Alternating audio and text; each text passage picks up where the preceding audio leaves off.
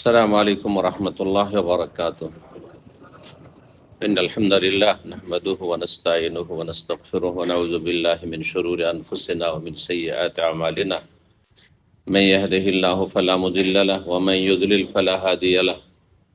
وأشهد أن لا إله إلا الله وحده لا شريك له وأشهد أن محمدا عبده ورسوله صلى الله تعالى عليه وعلى آله وصحبه وسلم تسليما كثيرا. أما بعد، فقد قال الإمام البخاري رحمه الله تعالى: حدثنا أحمد بن عثمان قال حدثنا شريح بن مسلمة قال حدثنا إبراهيم بن يوسف عن أبي إسحاق قال سمعت البراء يحدث قال: ابتاع أبو بكر من عازب رحلا فحملته معه.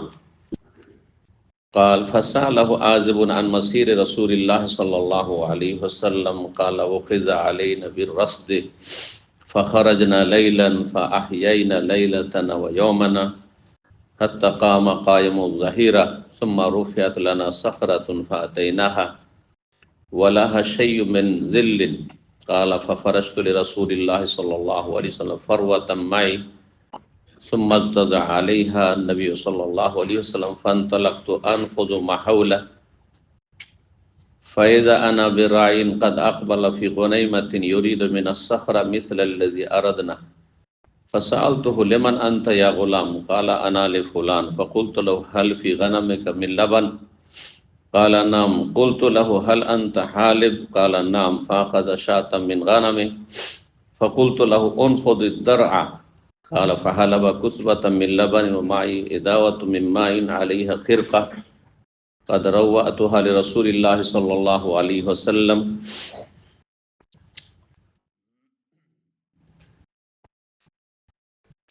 فصببت على اللبن حتى برد أسفله ثم أتيت به النبي صلى الله عليه وسلم فقلت اشرب يا رسول الله. فشرب رسول الله صلى الله عليه وسلم حتى رضيت ثم ارتحلنا والطلب في إثرنا. সম্মানিত ভাতৃমণ্ডলী, আল্লাহ রাব্বুল আলামিনের প্রশংসা এবং প্রিয় রাসূল সাল্লাল্লাহু আলাইহি সাল্লামের উপর সালাত ও সালামের পর জুমাবার 8ই শাবান 1446 হিজরি মোতাবেক 7ই ফেব্রুয়ারি 2025 আমাদের ধারাবাহিক আলোচনা সহিহুল বুখারীর আনসারীদের ফজিলত বা মর্যাদা পর্ব নম্বর 19। বিষয়বস্তু নবী সাল্লাল্লাহু আলাইহি ওয়াসাল্লামের হিজরত সম্পর্কীয় হাদিস। হাদিস নম্বর 3917 দিয়ে আজকে আমরা শুরু করব ইনশাআল্লাহ।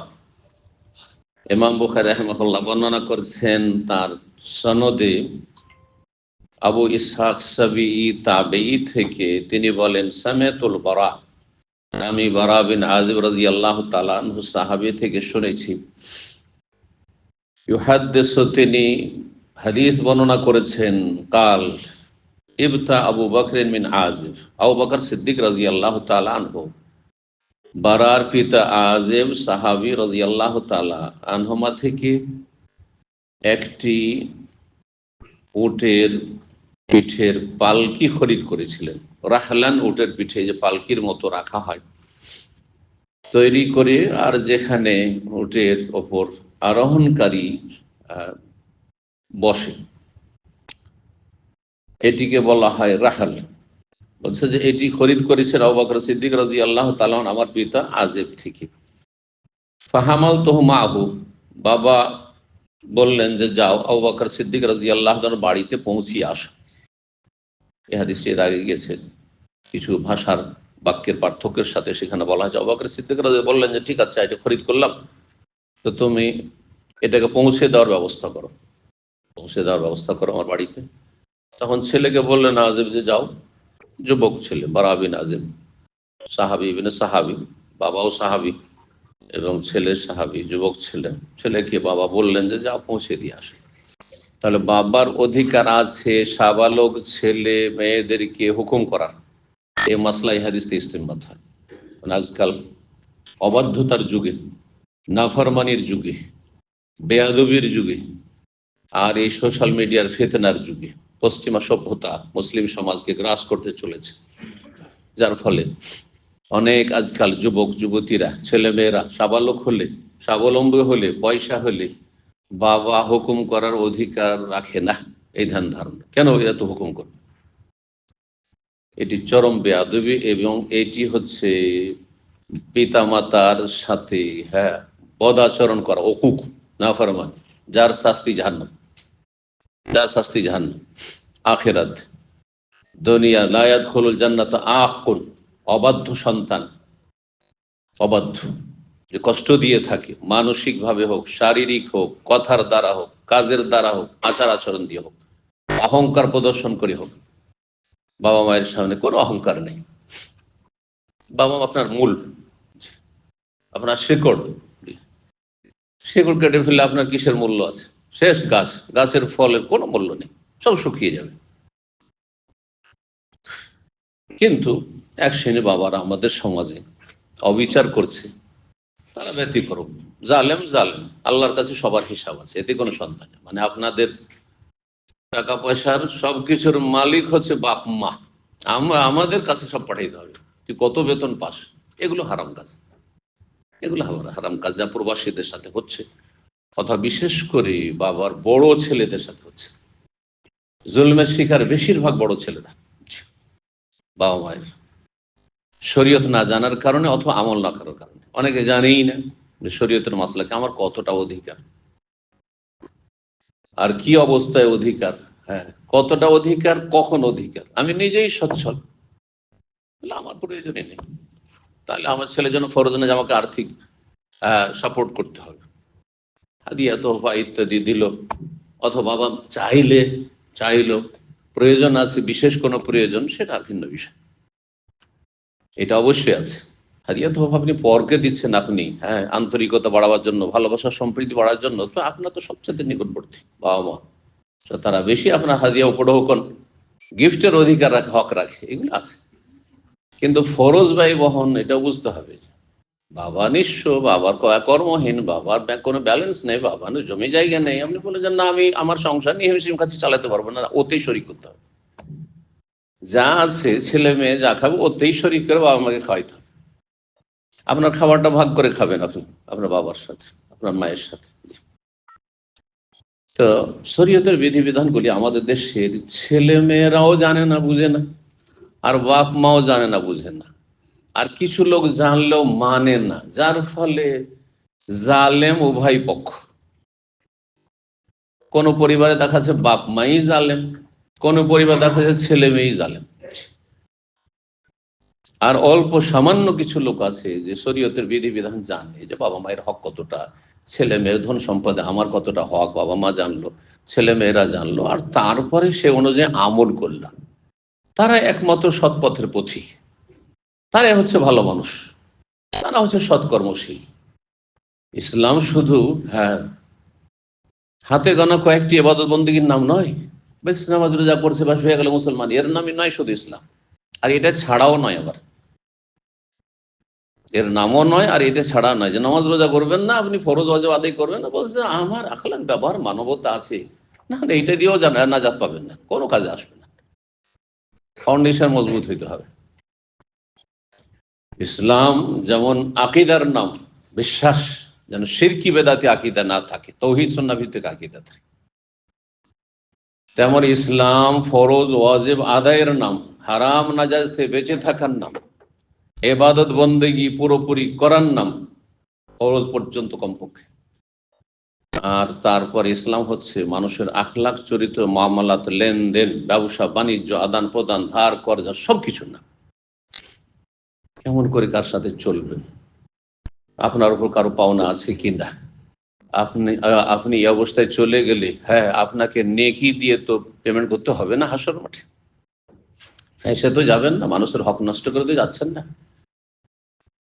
আমি মানুষের কালকে দিয়ে দেবো, টাকাটা কালকে দিয়ে দেবো, আরে ভাই এখনই মারা গেলেন আপনি, এই কালকে দিয়ে দেবের বাস্তবায়ন হলো না। এই কথাগুলি আমাদের সবসময় চিন্তা করতে হবে। রাতে শেষ সময়তে ঘুমাইতে যাচ্ছেন, আর কেউ 5টা-10টা টাকা পাবে, অথবা আপনার পকেটে থেকে গেল, অন্যের আমানত থেকে গেল, আর লিখাও নেই, তো আপনার ছেলেমেয়েরা জানতে পারবে না, আর হঠাৎ মারা গেলেন আপনি, তাহলে কি হবে অবস্থা? আপনার ছেলেমেয়েরা আপনার ইন্তেকালের পরে যখন আপনার মানি ব্যাগ খুঁজবে, তখন দেখবে এই টাকাটা তো আমার আব্বার পকেটে আছে, সুতরাং আমার আব্বার আপনার টাকার সাথে মিলিয়ে দিয়ে তারা ভাগ বন্টন করে ভোগ করে নেবে। এভাবে কোনোদিন চিন্তা করেছেন আপনি যে না 5টা টাকা থাকলে লেখা থাকবে যে এটা আমার না, আমার মানি নেই? কেন এভাবে আমরা চিন্তা করি না? এর নাম হচ্ছে ইসলাম। সহজ নয় যে জুমা পড়ে আসলাম, এটা আবার আসর পড়বো, মাগরিব পড়বো, ব্যাস হয়ে গেল ইসলাম। না না, মোটেই না, মোটেই না। নামাজ ছাড়া যেমন ইসলাম নেই, তেমন আখলাক চরিত্র ছাড়া ইসলাম নেই। আল্লাহর হক আদায় করা ছাড়া ইসলাম নেই, তেমনি মানুষের হক আদায় করা ছাড়া ইসলাম নেই। সমস্ত হকগুলির কথা আমাদের খেয়াল রাখতে হবে। আল্লাহ যেন তৌফিক দান করে। এই জন্যই আল্লাহ কোরআন বলছে ইন্নামা ইয়াখশাল্লাহ মিন ইবাদিহিল উলামা। যার যত বেশি ইসলাম সম্পর্কে জ্ঞান থাকবে, ইলম থাকবে, সে তত বেশি আল্লাহকে ভয় করে। তাহলে জানছেন বিষয়গুলি, ঋণ কর্জার বিষয়টি মানুষের হকের বিষয় কত গুরুত্বপূর্ণ। এখনই যদি মারা যায় আর আমার ছেলে মেয়েরা জানতে পারলো না, অথবা জানলো কিন্তু দিল না, জানলো কিন্তু দিল না, তারা আর অধিকাংশ ক্ষেত্রে এমনটাই হয়, জানলেও দেবেন না। তাহলে আপনার অবস্থাটা কি হবে বলুন তো দেখি? কিসের নামাজ রোজা করে আপনি নাজাতের আশা করছেন? কিসের সহি আকীদার সালাফি দিয়ে নাজাতের আশা করছেন? কখনো নাজাত পাবেন না। এত সহজ বিষয় নয়। আল্লাহ যেন বুঝার তৌফিক দান করেন। আলিয়ামা আকমালতু লাকুম দীনাকুম। দিন হচ্ছে কামেল, পরিপূর্ণ। সার্বিক দিক থেকে আপনাকে কামেল হইতে হবে। উদখুলু ফিস সিলমে কাফা, পূর্ণরূপে ইসলামে প্রবেশ করা।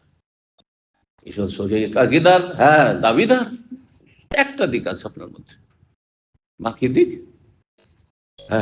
খুব জিকির আজগার আছে, কিন্তু আকীদা ঠিক নাই। একটা বাকি দিক, আসল দিক নেই, আকীদা ঠিক।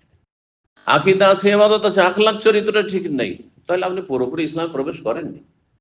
শুধু পুরোপুরি আপনি জান্নাতে প্রবেশ করতে পারবেন না। জাহান্নামে থেকে আসতে হবে, জাহান্নামের সাজা শাস্তি পেয়ে আসতে হবে। প্রস্তুত? প্রস্তুত। তাহলে সেটা আপনার বিষয়। আপনি আপনাকে নিয়ে চিন্তা করুন, আমি আমাকে নিয়ে চিন্তা করি। পরকে নিয়ে চিন্তা করার কোনো প্রয়োজন নেই।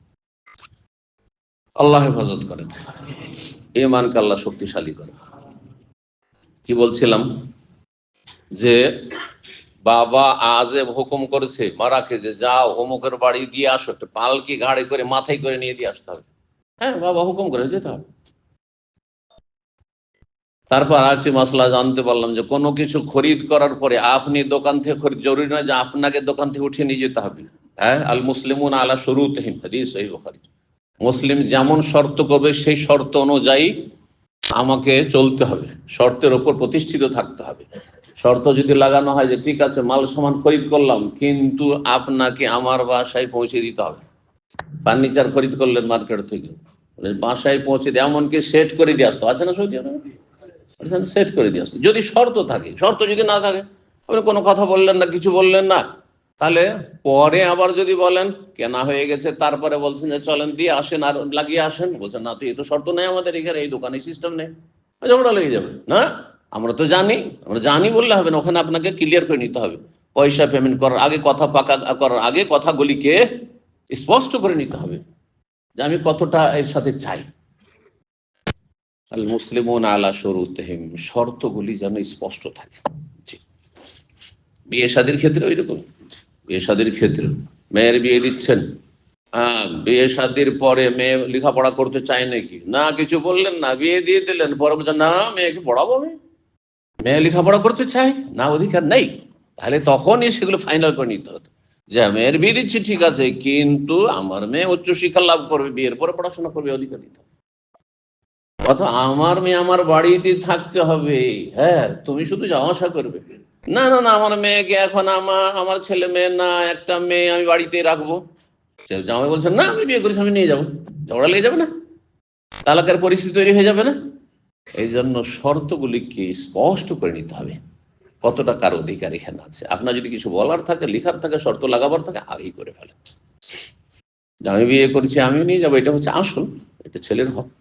এর ব্যতিক্রম যদি করতে হয় তো মেয়ে পক্ষ বলছেন না আমার মেয়ে আমার বাড়িতে থাকবে, তুমি যদি চাও তো বিয়ে করতে পারো, অথবা দেশের বাইরে নেওয়া যাবে না, ইত্যাদি ইত্যাদি যে কোনো শর্ত লাগাতে পারে, জায়েজ শর্ত, ইসলাম বিরোধী কোনো শর্ত না হইলে। হাদিস 3917 বলছিলাম, তাই না? তো এই পালকি পৌঁছাতে গেলেন কে? বারাত ছেলে।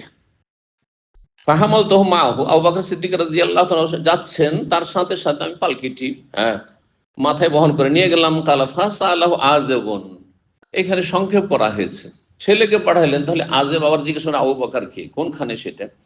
আজেব ভাবলেন যে ঠিক আছে, ছেলে তো দিতে যাচ্ছে, আমি যাই গিয়ে আবু বকরের বাড়ি থেকে টাকাটা নিয়ে আসি, মূল্যটা নিয়ে আসি। তো আবু বকর সিদ্দিক যেহেতু টাকা নিয়ে আসেননি, তাহলে এটাও হইতে পারে যে ঠিক আছে, আমার কাছে পয়সা নেই, তো চলেন বাড়িতে, চলেন টাকাটা দিয়ে দিচ্ছি।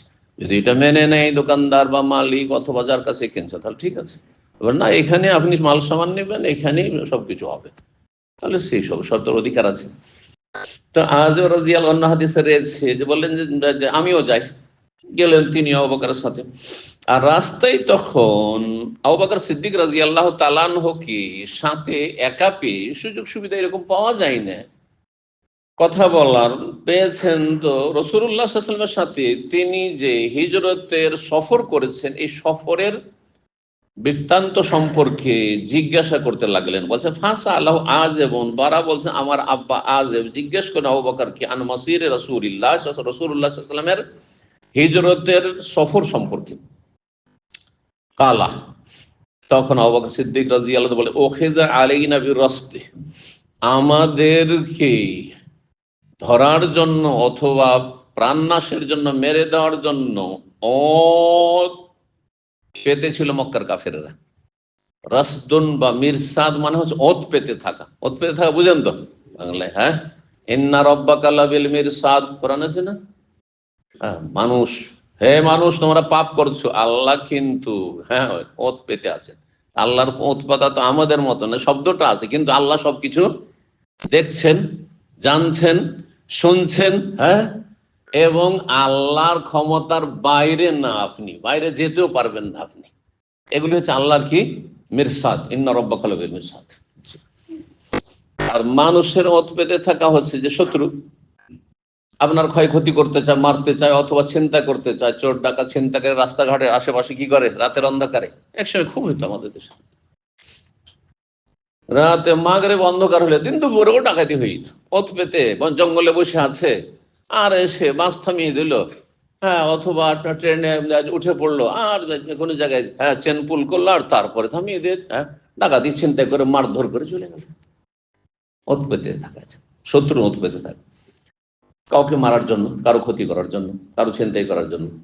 তো ওখেজা আলা নবীর রাসদ, এটি হচ্ছে এর শাব্দিক অর্থ।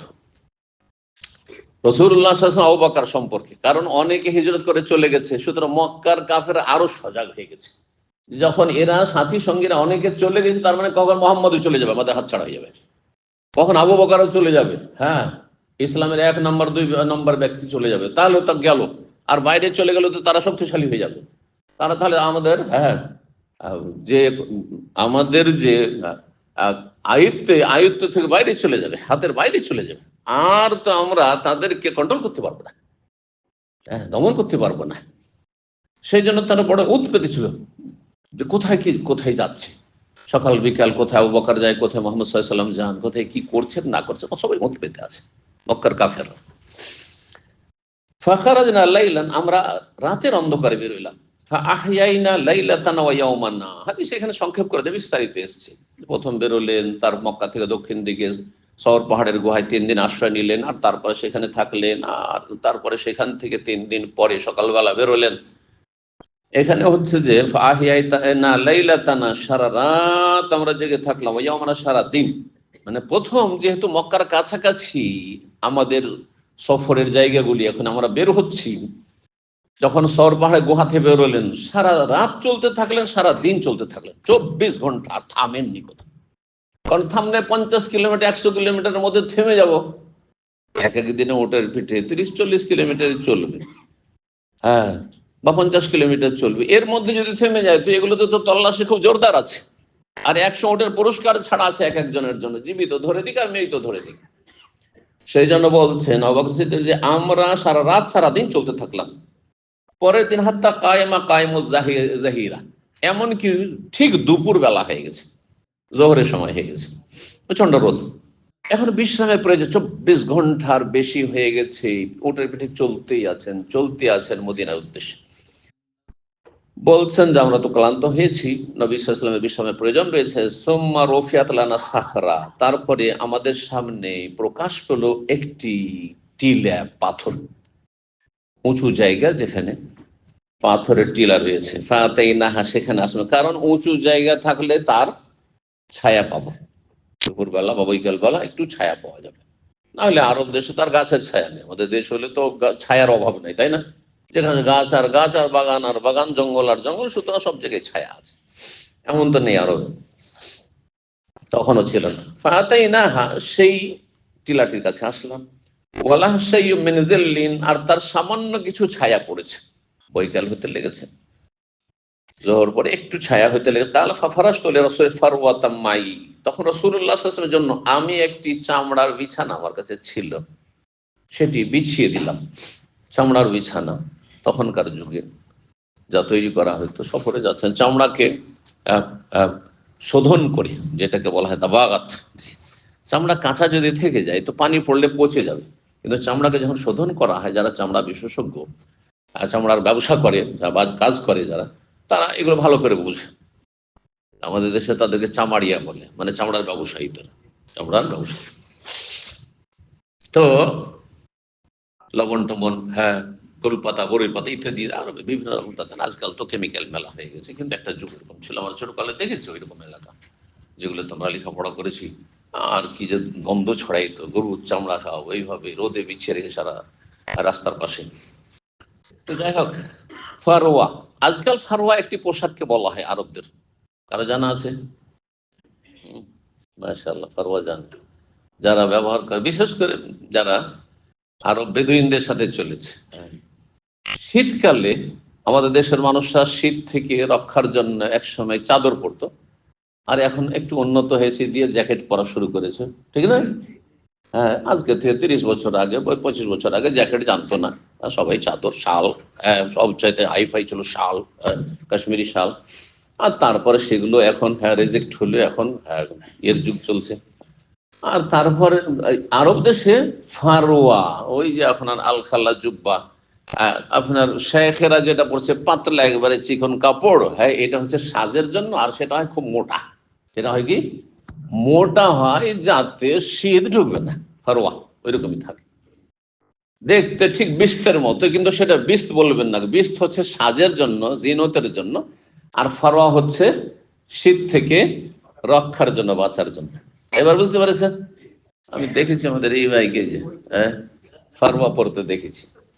জি, ফারওয়ার কথা অনেকে বলে যে শেখ ফারওয়া পরে বলছেন, আমাকে পছন্দ হয় না, এটা ব্যক্তিগত, আমাকে ভালো লাগে।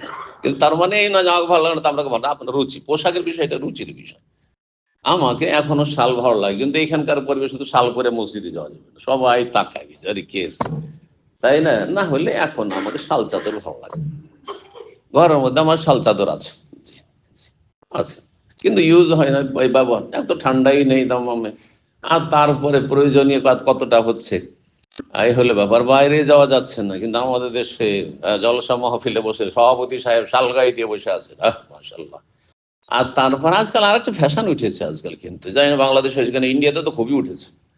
সেটা হচ্ছে নেতা মাথাদেরকে আর শেখদেরকে, আলমদের গেস্টদেরকে শাল পরানো, হ্যাঁ, শাল দিয়ে বরণ করে নেওয়া, দেখেছেন আজকালকার সোশ্যাল মিডিয়া ফ্যাশন উঠেছে। আমি কয়েক জায়গায় এরকম এর হাদিয়ার সম্মুখীন হইলাম, যদিও আমি খুব পছন্দ করি না, কিন্তু তাদের ট্রেডিশনে আমি নিরুপায়। হ্যাঁ, বুঝতে পারছেন না?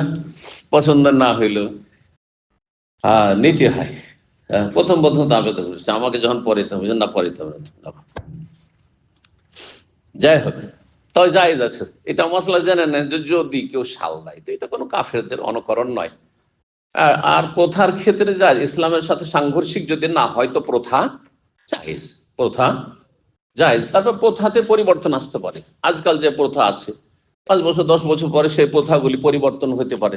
প্রথা, প্রথা বুঝেন তো, প্রথা, প্রথা, তাহলে এই জন্য ভালো প্রথা, বৈধ প্রথা যেগুলি ইসলাম বিরোধী নয়, আর কুপ্রথা কোনগুলি যেগুলো ইসলাম বিরোধী।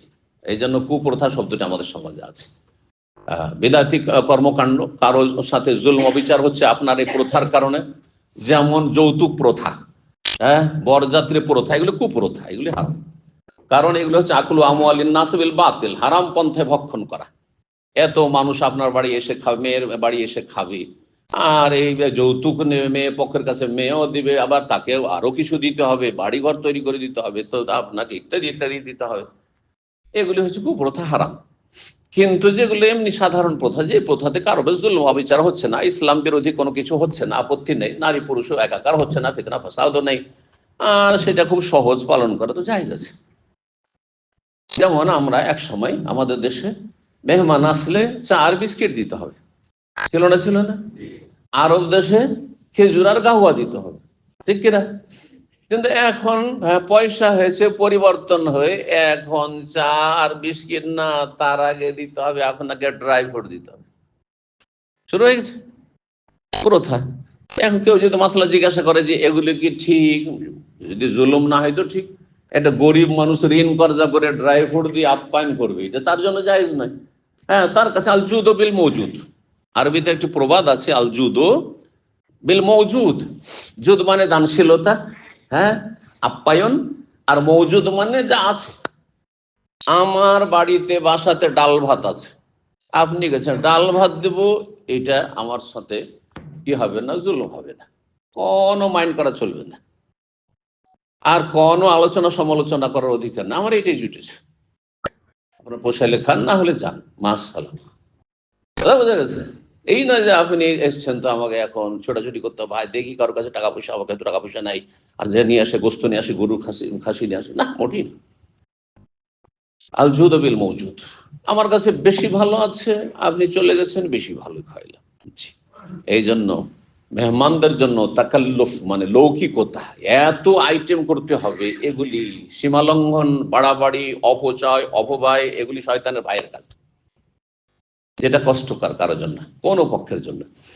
এইরকমই মেহমান আসলে খালি হাতে যাওয়া যাবে না, যদি সেটা কষ্টকর হয় তাহলে জায়েজ না। কিন্তু পয়সা আছে পকেটে আপনার, আর নিয়ে গেলেন কিছু ফল ফ্রুট নিয়ে গেলেন, অথবা মিষ্টি নিয়ে গেলেন, কিছুই নিয়ে গেলেন আপনি, জায়েজ। কথা বোঝা গেছে? কিন্তু সেটা যদি আবার ইনকর্জা করে হয় আর না নিলে সে দোষের, আরে কত ছোট লোক আর কত কৃপণ খালি হাতে চলে এসছে, জামাই, নতুন জামাই আবার খালি হাতে শ্বশুর বাড়ি চলে এসছে, যদি এইরকম কথা বলে তখন হারাম কাজ করলে। প্রথাগুলি সম্পর্কে শরীয়তের বিধান আমাদেরকে জানতে হবে, কেন অনেকে না জানার কারণে একবার ঢাল্লা ভাবে প্রথা তো ইসলামের স্বীকৃত, আর সব প্রথাকে স্বীকৃত করে দিল, আর বিয়ের যতগুলি হারাম কাজ আছে সবগুলিকে এক শ্রেণী মৌলবীরা জায়েজ করে দিচ্ছে, তাদের জ্ঞান না থাকার কারণে, ফিকহের। আর এক শ্রেণী আছে যে সবগুলিকে হারাম করে দিচ্ছে না, যদি দেখছেন যে সামান্য কিছু সীমিত আকারে, আর সেসব প্রথাতে কোনো অসুবিধা নেই, তাহলে সেই সব প্রথা পালন করতে কোনো দোষ নেই। সৌদি আরবে আছে বলে আপনাকে চা বিস্কিট না দিয়ে আপনাকে আমি খেজুর গাওয়া দিলাম, জায়েজ নয়। আমি সৌদি নই, আরবি নই, সুতরাং আপনি সৌদি আরবেই থাকছি আর আমি আপনাকে চা দিলাম, জায়েজ প্রথা। এই কথা বলার অধিকার না যে কি ব্যাপার, চা গাওয়া কিছুই দিল না, না, আপনার কোনো বলার অধিকার নেই, আপনার কোনো তলব করার অধিকার নেই। জি, তো যাই হোক, কথা বেড়ে যাচ্ছে। রাসূলুল্লাহ সাল্লাল্লাহু আলাইহি ওয়াসাল্লামের জন্য আবু বকর সিদ্দিক রাদিয়াল্লাহু আনহু কি করলেন, একটি চামড়ার হ্যাঁ চাদর ছিল, বিছানা ছিল হালকা, সেটাকে বিছিয়ে দিলেন। সুম্মাত্তাজা আলিহান নবী, নবী সাল্লাল্লাহু আলাইহি ওয়াসাল্লাম তার উপর শুয়ে পড়লেন। ফান্তালাখতু, নবী সাল্লাল্লাহু আলাইহি ওয়াসাল্লাম শুয়ে গেলেন বিশ্রামের জন্য, আবু বকর কিন্তু শুইলেন না, তারও বিশ্রামের প্রয়োজন রয়েছে। চলেন, এইটা হচ্ছে ইসলামের জন্য কোরবানি করা। তার শরীর স্বাস্থ্য নেই, তার আরাম বিশ্রাম নেই, অবশ্যই আছে, কিন্তু বলছেন আমি চললাম, কি জন্য? আনফোজো মা হলো চারপাশ পর্যবেক্ষণ করার জন্য, চারিদিক দেখার জন্য যে কোনো দিক থেকে কোনো শত্রু দল তো আসছে না, আবার এসে আক্রমণটা না করে দেয়, আমাদেরকে ঘিরে না ফেরে, রাসূলুল্লাহ সাল্লাল্লাহু আলাইহি ওয়াসাল্লামের কোনো ক্ষয়ক্ষতি না হয়ে যায়। আর তারপরে ক্ষুধার্ত হয়েছে রাসূলুল্লাহ সাল্লাল্লাহু আলাইহি ওয়াসাল্লাম, কোনো খাবার দাবার এর প্রয়োজন, পানীয়ের প্রয়োজন রয়েছে। বলছেন ফাইজ আনাবের আইন, হঠাৎ করে দেখলাম এক রাখালকে, কাদ আকবালা ফি গোনাইমাতিন, একটি ছোট্ট বকরির পাল নিয়ে চলে আসছে, ইউরিদু মিনাস সাখরা, সেও সেই পাথরটিকে উদ্দেশ্য করে চলে আসছে, ওই টিলাটিকে। ও ভাবছে যে ওই টিলাতে গেলে, টিলার পাশে গেলে একটু কি পাবো, ছায়া পাবো, আর ওখানে বৈকাল হচ্ছে, ক্লান্ত হয়ে গেছি, সেখানে বকরিগুলোকে থামিয়ে দিয়ে আমি একটু বিশ্রাম করব, উদ্দেশ্য তার ওই ছায়া তে এসে বিশ্রাম নেওয়া। বলছি ইউরিদু মিনাস সাখরা, সেই রাখালটি সেই টিলা পাথর থেকে সেটাই উদ্দেশ্য করেছিল মিসরুল্লাযী আরাদনা, যা আমাদের উদ্দেশ্য ছিল বিশ্রাম করা। ফাসআলতুহু, সেই রাখালকে জিজ্ঞেস করলে, মান আনতা ইয়া গোলাম, হে গোলাম, হে বালক, তুমি কার চাকর, কার বাড়ির রাখাল? তাহলে পরের বকরির পাল চড়াচ্ছিল গরিবের ছেলে। ফাঁকা আলা আনালে ফুনান, আমি মক্কার অমোক ব্যক্তির গোলাম, আর এই বকরির পালের মালিক হচ্ছে অমুক। বকরির পালের মালিক তো সবাই হয় না, সচ্ছলরাই হয়। ফাকুলতু লাহু, চিনে গেলেন। আবু বকর, অন্য হাদিসে রয়েছে আবু বকর রাদিয়াল্লাহু তাআলা আনহু চিনলেন যে বকরিগুলো কোন লোকের। ফাকুলতু লাহু, আবু বকর বলছেন, আমি তাকে বললাম, হাল ফি গানামিকা মিন লাবান, তোমার বকরির পালে কি কোনো দুধ দেয় এমন কোন বকরি আছে, কোন ছাগল আছে? তালা নাম, হ্যাঁ আছে। কুলতু লাহু, আজকাল লাবান বলছেন কোনটাকে? যেটাকে দুধের পরে সেটাকে ঘোল বানিয়ে নেওয়া হয়েছে, আমার সাধারণত ঘোল মাঠা, কিন্তু আসলে আরবিতে এটা নাই। এটা এদের আজকালকার প্রচলিত আরবি। আরবিতে কোরআন হাদিসের ভাষায় লাবান মানে দুধ, লাবান মানে দুধ। আর আরেকটি আরবি হচ্ছে দুধের, সেটাও হালিব মানেও দুধ। হালাবা ইয়াহলো মানে দহন করা, যে দুধ দইছেন এটার নামে হালিব বলা হয় মাহলুবকে, যেটা দহন করলেন। আর লবণ মানে আসলে দুধ।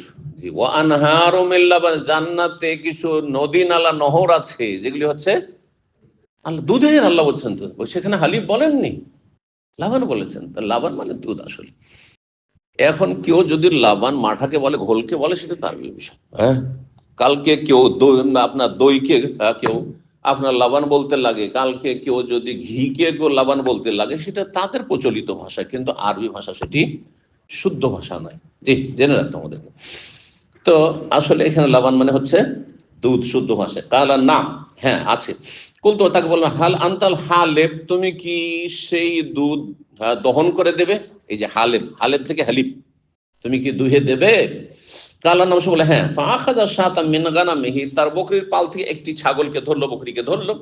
ফাকুলতু লাহু, তখন তাকে বললাম, উনফুযিদ দানা, তুমি যখন দুধ দহন করবে তাহলে বকরির যে স্তন রয়েছে বা ওলান রয়েছে সেটা কি করে ভালো করে ঝেড়ে পরিষ্কার করে নাও, যাতে ময়লা আবর্জনা ধুলা কিছু না থাকে। আর তার সাথে দহন করলে আর দুধের সাথে ময়লা মিশ্রিত হয়ে গেল, ধুলোবালি মিশ্রিত, এমনটা না হয়।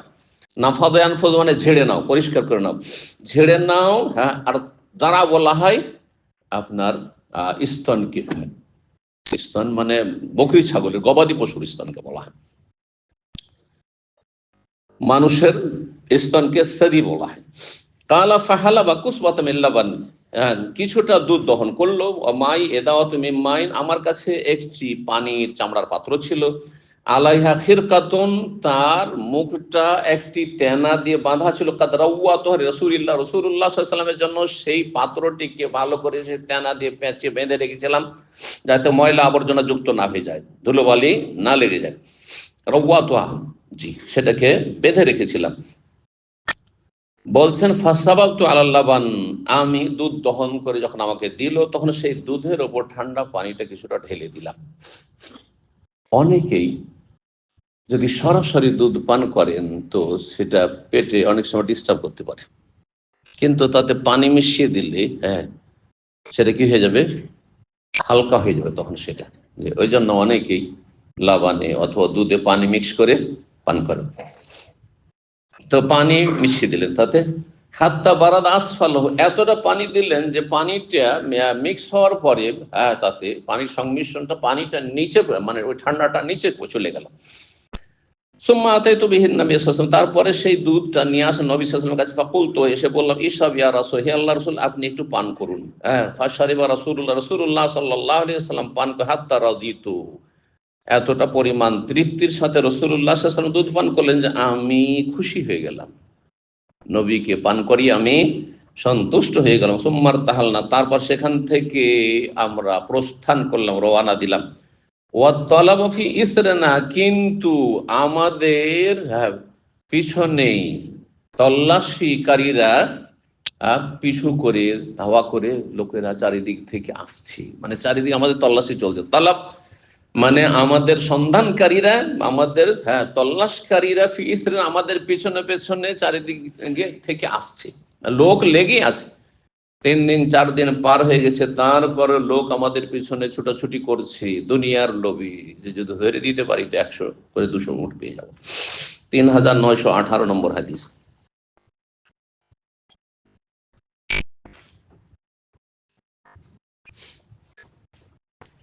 বারা বিন আযিব রাদিয়াল্লাহু তাআলা আগের হাদিসেই বর্ণনা করছেন, ফাদাখালতু মা আবি বকরিন। একটু কথা রয়েছে, এটাকে আলাদা করে আগের সনদে অবশ্য বর্ণনা করেছেন। বলছেন যে আবু বকর সিদ্দিক রাদিয়াল্লাহু তাআলার সাথে আমি তার বাড়িতে প্রবেশ করলাম। তাহলে বোঝা গেল যে বাড়ির মালিক যদি থাকে আর মালিক যদি অনুমতি দেয় যে ভিতরে চলে আসো, তাহলে যাইজ। আর বাড়ির মালিক নেই আর আপনি চলে যাচ্ছেন, বাড়িতে মহিলারা আছে, যে মহিলারা আপনার নন মাহরাম অথবা মাহরামের সাথে আপনি যাদের মাহরাম গায়ের মাহরামও আছে, ধরেন আপনার বোনের বাড়ি গেছেন, কিন্তু বোনের সাথে তার ননদরাও আছে, হ্যাঁ, বোনের শাশুড়িও আছে, বোনের আপনার জালেরও আছে, তাহলে আপনার জন্য সেই বোনের বাড়ি বললে ঢোকা জায়েজ? মোটেই জায়েজ না। কিন্তু শুধু বোন আছে বাসাতে, শুধু বোন আপনার, আপনি মাহরাম, তাহলে ঢুকতে পারবেন। তারপরে জানিয়ে কখন কি অবস্থায় থাকে, শরীরে কাপড় থাকে থাকে না, এই জন্য জানিয়ে ঢুকতে হবে, জানিয়ে ঢুকতে পারবেন। পক্ষান্তরে যদি সেখানে গায়ের মাহরাম যাদের সাথে আপনার বিবাহ জায়েজ এমন নারীরা থাকে, তাহলে অনুমতি ছাড়া ভিতরে ঢুকাই যায় না। বাড়ির পুরুষ ব্যক্তি আছে আর বলছে যে চলে আসো, ভিতরে আসো, অসুবিধা নেই, জায়েজ আছে, কোনো অসুবিধা নেই। কারণ সে আগে জানে যে বাড়িতে যে মহিলারা আছে তাদের সতর্ক করা আছে, অথবা সতর্ক করে দিল, অথবা বাড়িতে কোনো মহিলা নেই, সব জানছে আর থাকলো ভিতরে আছে, তারপরে আপনাকে ডাকছে। এমনি এনে এত পাগল নয়, হ্যাঁ, আজকালকার এক শ্রেণীর মানুষের মতো, আর এত দায়ুস নয়। আজকাল দায়ুস আছে, বাড়িতে মহিলারা আছে, মেয়েরা সাবালিকা মেয়েরা আছে, তার স্ত্রী ঘুরছে, হ্যাঁ চলে এসো চলে এসো, অসুবিধা আছে, তোমার ভাবি আছে, তা হারাম। অবশ্যই তাকে বলতে হবে যে ভিতরে যা, বেগানা পুরুষ আসছে। জি, আবু বকর সিদ্দিক রাদিয়াল্লাহু তাআলার সাথে প্রবেশ করলাম, আলা আহলিহি, তার পরিবারে, মানে তার বাড়ির ভিতরে। ফায়দা আয়েশা, দেখলাম যে আয়েশা রাদিয়াল্লাহু তাআলা ইবনাতুহু, তার কন্যা, মুলতাজাতুন, শুয়ে আছেন। কাদ আসাবাতা হুম্মা, তিনি জ্বরে আক্রান্ত হয়েছেন, জ্বরে আক্রান্ত হয়েছেন। তাহলে হিজরতের পরে পরের ঘটনা এটি। তখন আয়েশা রাদিয়াল্লাহু তাআলা আনহা কার বাড়িতে আছেন? কারণ হিজরতের পরে সাথে সাথে নবী সাল্লাল্লাহু আলাইহি ওয়াসাল্লামের ঘরে উঠিয়ে দেননি, তারপরে উঠিয়ে দেন হিজরতের পরে। যখন 9 বছর বয়স হয়েছে তখন, তারপরে হিজরতের পরে হয়তো 6 মাস 1 বছর কেটেছে বা তার বেশি, তারপরে নবী সাল্লাল্লাহু আলাইহি যখন সাবালিকার লক্ষণ দেখা গেছে, তখন স্বামীর ঘরে গিয়েছেন, তখন স্বামীর ঘরে উঠিয়ে দেওয়া হয়েছে, রুখসাত করা হয়েছে, এটাকে বলা হয়। বলছেন যে অসুস্থ, তাহলে বাবার বাড়িতে মেয়ে বিয়ে হয়েছিল, কিন্তু উঠিয়ে, মক্কায় বিয়ে হয়েছিল মা আয়েশা রাদিয়াল্লাহু তাআলা আনহা নবী সাল্লাল্লাহু আলাইহি ওয়াসাল্লামের সাথে, কিন্তু উঠিয়ে দেওয়া কোন এলাকায় আপনারা কি বলেন, কি বলেন ওটাকে? শ্বশুর বাড়িতে উঠিয়ে দেওয়া বলেন আপনারা, কোন এলাকাতে বলে বিদায় করা, মানে শ্বশুর বাড়ি বিদায় করছেন। হ্যাঁ, আমাদের অঞ্চল যেমন বিদায় করা বলা হয়। জি, বিদায় করা শব্দটি উর্দু বা আরবির তর্জমা। আরবিতে আছে বা উর্দুতে আছে রুখসাতি। হ্যাঁ, রুখসাত করা মানে তাকে বাড়ি থেকে ছুটিয়ে দেওয়া, যে যাও স্বামীর ঘরে যাও, হ্যাঁ ছুটি। আর আরবিতে আছে বেনা করা, বেনা মানে ঘর বসানো। এখন স্বামী তাকে নিয়ে সংসার বসবে, ঘর করবে, ঘর করা। তো অসুস্থ ছিলেন মা আয়েশা রাদিয়াল্লাহু তাআলা আনহা, জ্বরে আক্রান্ত ছিলেন। তার বাবা গিয়ে জিজ্ঞেস করলেন তাকে, কেমন আছো? আর আদর স্নেহ করে, ফারাইতু আবাহা, তার পিতাকে দেখে, ইউকাব্বিলু খাদ্দাহা, তার মুখমণ্ডলে গালে চুমু দিলেন। জি, নাবালিকা মেয়ে গালে চুমু দিতে কোনো অসুবিধা নেই, তবে সাবালিকা মেয়েদের ক্ষেত্রে ওলামারা বলেছেন যে বাবা হলেও গালে না চুমু দিয়ে কপালে অথবা মাথায় চুমা দিবে। জি, সাবালিকা মেয়েদের বা সাবালিকা বোনের সম্মান প্রদর্শনে অথবা আদর স্নেহ করার জন্য যদি চুমা দিতে হয় তো কপালে অথবা মাথায় দেবেন, যেটা ফিতনা থেকে মুক্ত রাখবে। কারণ শয়তান যে কোনো সময় চোরা রাস্তা দিয়ে প্রবেশ করতে পারে। আর মানুষের শারীরিক চাহিদা প্রত্যেকের আছে।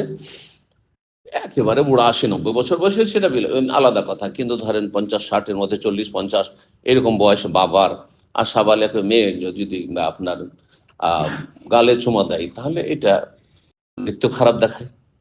আর তারপরে যারা দেখবে তাদের মধ্যে একটা কুধারণা আসতে পারে, শয়তান ওখানে ঢুকবে, কিছু লোক বিভ্রান্ত করে, আরে কেমন মানুষ, খারাপ মানুষ, মেয়েকে চুমা দিচ্ছে, তাই না, সাবালিক মেয়েকে। তো শয়তান যারা দেখবে তাদেরকে বিভ্রান্ত করবে, আর যেই ব্যক্তি এভাবে চুমা দিচ্ছে সাবালিক মেয়েকে, সেই ব্যক্তিরও চারিত্রিক পদস্খলন ঘটতে পারে, শয়তান সুযোগ নিতে পারে। যার ফলে ওলামার এই ক্ষেত্রে বলেছেন যে যাদের এখনো শারীরিক চাহিদা আছে, বাবা যদিও বাবা জন্মদাতা, তারপরেও মেয়েকে আদর করার জন্য কপালে অথবা মাথায় চুমা দিবে। এইরকম মেয়েরা বাবাকে চুমা দিলে কপালে অথবা মাথায় চুমা দিবে, অথবা হাতে চুমা, পায়ে নয়, পায়ে নয়। কারণ পায়ে চুমা দেওয়া এটি রুকুর মতো ঝুঁকে যাওয়া, যেটা শিরকের সদৃশ্য। যদি আপনি শিরক মনে করে করছেন না, কিন্তু আপনি যারা দেখবে তারা ভাববে যে এ তো সেজদা করে দিল, সেজদা করে দিল, রুকুর চাইতে ঝুঁকে যাও। সুতরাং কদম বসি করা যায় নাই, হাত বসি করা যায়। বসি মানে চুমা, কিন্তু বুঝছেন না, বাংলাদেশে আছে না কদম বসি, কদম বসি বেদাত, কিন্তু হাত বসি জায়েজ, কপাল বসি জায়েজ, মাথা বসি জায়েজ, হ্যাঁ বড়দের। কালো কাইফা আনতি ইয়া বোনাইয়া, হে প্রিয় কন্যা, প্রিয় মেয়ে, তুমি কেমন আছো? তাহলে ছেলে মেয়েরা অসুস্থ থাকলে তাদেরকে জিজ্ঞাসা করো, কেমন আছো বাবা, কেমন আছো মা, কেমন আছো, ইত্যাদি। অনেক আবার বাড়াবাড়ি, না মেয়েকে মা বলে সম্বোধন করা যাবে না, এগুলো বাড়াবাড়ি ফতুয়া মুফতিদের। এগুলো ফতুয়া শুধু দেশের মার্কেটে পাওয়া যাবে, আরব দেশে পাবেন এগুলো কিছু, বুঝতে পারছেন না? আদরে যে কোনো কাউকে মা বলা যেতে পারে, নিজের মা নয় সে। সম্মানার্থে কোন বুড়িমাকে বুড়ি মা বলতে পারেন আপনি, সুতরাং শাশুড়িকে শাশুড়ি মা বলতে পারেন আপনি, হ্যাঁ চাচিকে চাচি মা বলতে পারেন আপনি, কোনো অসুবিধা নেই। কিন্তু মাকে অস্পষ্ট করে আপনি অন্যের সাথে সম্পৃক্ত করবেন নিজেকে, এইটা হারাম। তাহলে হাদিসটার অর্থটা বুঝতে হবে। যে হাদিসে নিষেধ করা যে বাবা মা ছাড়া অন্যের সাথে যারা সম্পৃক্ত করে নিজেকে তাদের লানত, তার মানে হচ্ছে আপনি বাপ মাকে একবারে কি করে দিলেন, রিমুভ করে দিলেন, ডিলিট, মুছেই ফেললেন, জানতেই দিচ্ছেন না সমাজে। হ্যাঁ, মানে অনেক সময় হয় কি, কোন রাস্তাঘাটে পেয়েছে, অথবা পালক পুত্র হিসাবে কেউ নিয়েছে, আর না আরো ছোটতে নিয়েছে, 6 মাস 1 বছর বয়সে নিয়েছে, আর নেওয়ার পরে তার বাবার সাথে কোনো যোগাযোগ নেই, মায়ের সাথে যোগাযোগ নেই, একেই মা মনে করে, একেবারে সত্যি মা মনে করে, আর একেই বাবা মনে করে, এইটা হারাম। কাগজপত্র তৈরি করেছে এইভাবেই যে বাপ নাই তাকে বাপ বানিয়ে ফেলেছে, যে মা নাই পাসপোর্টে মায়ের নাম অমুক করে ফেলেছে ডকুমেন্ট, এগুলো হারাম। এটার উপর লানত কাবিরা গুনাহ, লান আল্লাহু মান ইদ্দা ইলা গায়রি আবিহি।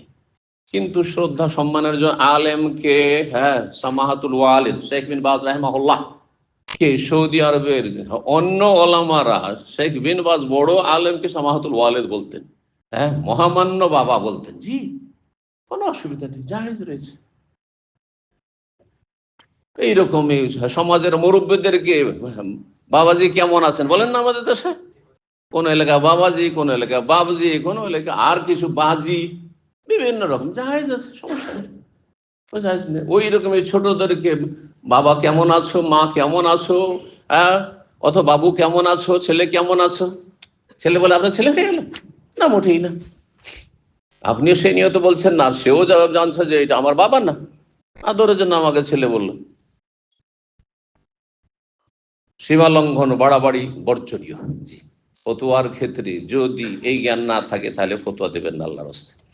3919 নম্বর হাদিস বর্ণনা করছেন উকবা বিন ওয়াসসাজ হাদাসাহু আনাস, আনাস রাদিয়াল্লাহু তাআলা আনহু থেকে তিনি বর্ণনা করছেন, যিনি খাদেমিন নবী, নবী সাল্লাল্লাহু আলাইহি ওয়াসাল্লামের খাদেম। কালা কাদেমান নবী সাল্লাল্লাহু আলাইহি ওয়াসাল্লাম, নবী সাল্লাল্লাহু আলাইহি ওয়াসাল্লাম আসলেন মদিনায়, ওয়ালাইসা ফি আসহাবিহি, আসলেন মানে হিজরত করে আসলেন, হিজরতের ঘটনা। ওয়ালাইসা ফি আসহাবি আশমাদ গায়রা, সেই সময় আবু বকর সিদ্দিক রাদিয়াল্লাহু তাআলা আনহু ছাড়া অন্য কোন সাহাবীর চুল পাকেনি, মানে সবাই যুবক, সবাই যুবক, এমনকি রাসূলুল্লাহ সাল্লাল্লাহু আলাইহি ওয়াসাল্লামের চুল পাকেনি। হিজরতের সময় তো একটিও পাকেনি রাসূলুল্লাহ সাল্লাল্লাহু আলাইহি ওয়াসাল্লামের, শেষ জীবনে নবী সাল্লাল্লাহু আলাইহি ওয়াসাল্লামের হাতে গোনা কয়েকটি, তাও 19টির বেশি হইতো না। চুল পেকেছিল। এই জন্য নবী সাল্লাল্লাহু আলাইহি সাল্লামের খেজাব রাঙাবার প্রয়োজনই হয়নি। অনেকে জিজ্ঞাসা করেছে নবী সাল্লাল্লাহু আলাইহি সাল্লাম কি খেজাব লাগিয়েছেন, মানে কলপ লাগিয়েছেন? না, কলপের প্রয়োজন নেই। আপনার 2, 4, 10টি 20টি হয়তো 30টি বা 50টি সাদা হয়েছে, কোনো প্রয়োজন নেই। বেশি হয়েছে, একেবারে সাদা হয়েছে, তো লাগানো জরুরি না? জরুরি না। নবী সাল্লাল্লাহু আলাইহি ওয়াসাল্লাম নির্দেশ দিয়েছেন এটি হচ্ছে মুস্তাহাব, যদি কেউ করে রঙিয়ে নেয় তাহলে ভালো, কিন্তু একবারে কালো করবে না যুবকদের মতো।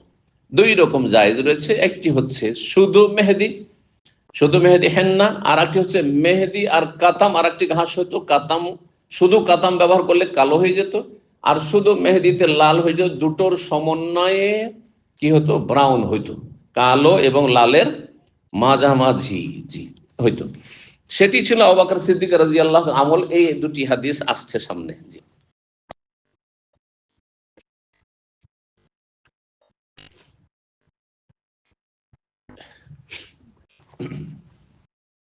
বলছেন নবী সাল্লাল্লাহু আলাইহি ওয়াসাল্লাম যখন হিজরত করে আসলেন তখন তার সাহাবায়ে কেরামদের মধ্যে আবু বকর ছাড়া কেউ সাদা চুলওয়ালা ব্যক্তি ছিলেন না। আসমত, আসমত বলা হয় পাকা চুল ওয়ালা ব্যক্তিকে।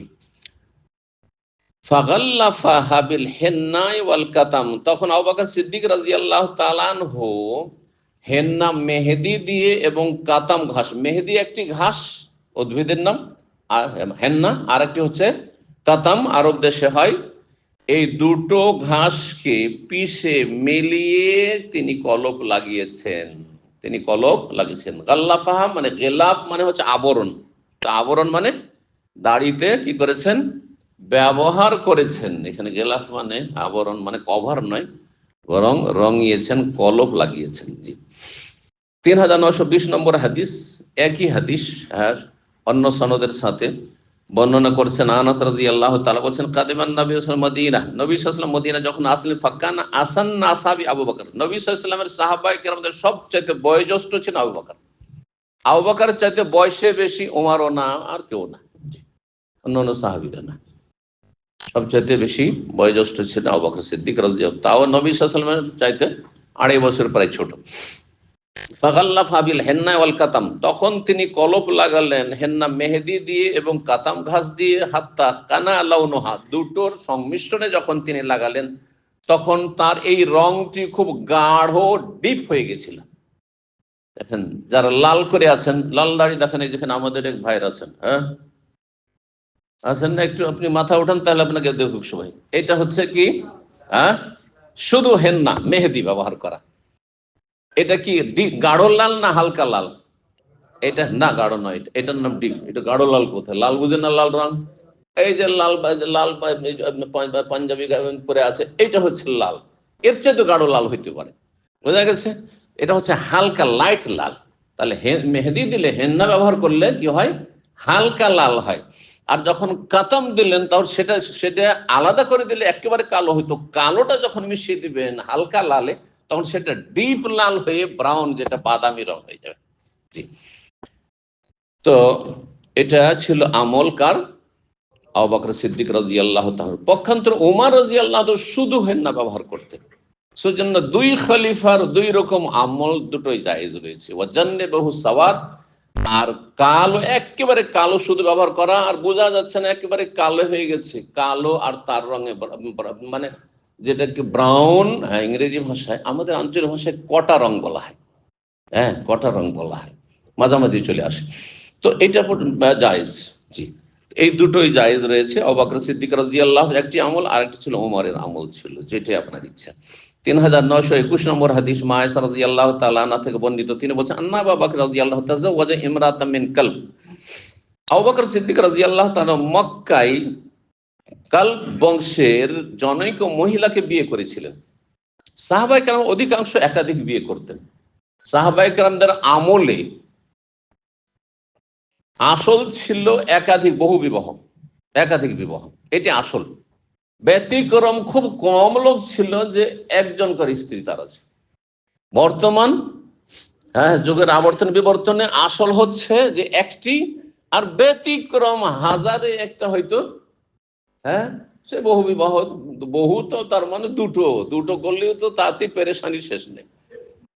মানে এত ডিমান্ড বেড়ে গেছে আর এত না ফিতনা বেড়ে গেছে, যে ফিতনাটি আজকে থেকে 30-40 বছর আগে ছিল না, বুঝছেন না? তখন দুটো তিনটে স্ত্রী থাকলে থাকার জন্য, হ্যাঁ, যদি দুটো বাড়ি পাশাপাশি দিতে পারেন তাহলে তো নিয়ামত, তাও দিতে পারতো না, তা তো ঝগড়া হতো না, মিলেমিশে একই উঠানে থাকছে, এটাও ভালো, তেমন ঝগড়া হইতো না যদি দিনদারি থেকে থাকে, তাহলে কোনো হইতো না। কারণ অত ডিমান্ড ছিল না, কি বছরে দুটো করে কাপড় লাগবে, ধরেন বছরে দুটোর জায়গায় চারটা লাগতে পারে। একসময় তো মোটা কাপড় ব্যবহার হইতো, হ্যাঁ, সুতি কাপড়, তখন দুটো দিয়ে গোটা বছর চলে যেত, দুটো থেকে চারটা কাপড় লাগবে, এর বেশি না। এখন এক এক মহিলাকে 50টা করে কাপড় লাগবে। এখন বর্তমানে গয়নে দেখেন আপনি, আপনার গিয়ে স্ত্রীদের খোঁজ করি না, ভালো একদিন লাগিয়ে না আপনি গমতে যে কতটি কাপড় আছে, আমাদের গুলো গনা যাবে, বুঝতে পেরেছেন? কিন্তু মহিলার গয়নে শেষ করতে পারবেন না, এত কাপড় আছে, অপচয়ের শেষে নেই। কিন্তু দান খেরাত নেই, সেগুলো দান খেরাত করা উচিত ছিল না। কি দরকার 30টা 40টা 50টা কাপড়ের? আরে 10টা হলে তো অনেক বেশি হয়ে যায়। জি, এই বিলাসিতার যুগে 10টাই তো বিলাসিতী, 10টাই তো বিলাসী, দুটোর জায়গায় তিনটে, কারণ অনেক সময় হয়তো ভুলে গেলাম, দেরি হয়ে গেল ধুইতে, আর আপনার রেডি করতে কাপড়, তাহলে তলে 3 জোড়া যথেষ্ট। তো মহিলারা এই ক্ষেত্রে সীমা লঙ্ঘন করেছে, যার ফলে শুধু পেটের খাবারটা নয়, তখন লাগতো শুধু 3 বার খাবার দিতে হবে, আর কিছু দেওয়ার প্রয়োজন নেই। 3 বার, 3বারের জায়গায় 2বার দিলেও চলতো।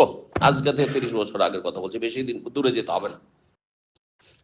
আর তার সাথে বছরে 4টা কাপড় দিলেই চলতো, ব্যাস। আর একটা ঘর, সেটা মাটির দেয়াল ঘর হোক আর খড়ের ঘর হোক আর আপনার টিনের ঘর, একটা রুম দিতে দিতে পারলেই হইতো। আর ইসলাম যদি পালন করে ইনসাফ করেন, তাহলে কোনো রকমের দ্বন্দ্ব ঝগড়ার কোনো সম্ভাবনা ছিল না। আমাদের চোখের সামনে এইরকম অনেক পরিবার দেখেছি, দুটো তিনটে স্ত্রী আছে, সুখে শান্তিতে বসবাস করছে আমাদের দেশে আলেম আলামারা। কিন্তু এখন আলেমরাও শান্তিতে নেই, আলেমরাও, হ্যাঁ, দুটো তিনটে বিয়ে করে শান্তিতে নেই। জি, তাদের অশান্তির শেষ নেই। তো একের বেশি বিয়ে করার উদ্দেশ্য হচ্ছে অধিক শান্তি লাভ করা, এটা হচ্ছে আসলে কাম্য, তাই না? কিন্তু যদি শান্তির জায়গায় অশান্তি হয়, তো কেনই বা সেদিকে যাবে?